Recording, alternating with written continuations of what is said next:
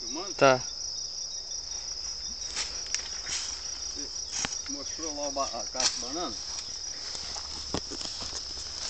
Aqui, ó. Calma. Mostrar pra você que vive só na cidade, criança lá, que vida de roça não é fácil. Pra você entender como que essa banana chega na sua mesa. Cala a boca. Então vamos lá. Vamos lá. Calma aí, deixa eu voltar pra cá pra posição. Aí, bota aqui de novo. Aí é muito risco.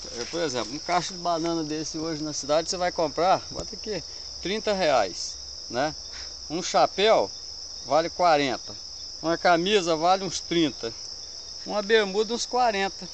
Aí se cair uma noda disso, estraga a roupa todinha.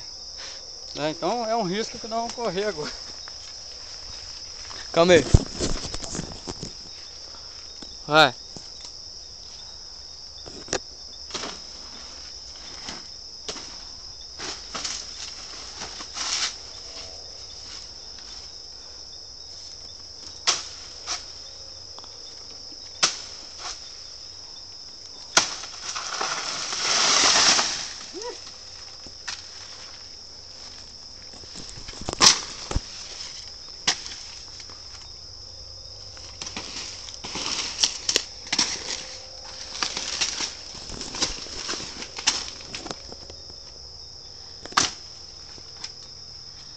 Viu, tia?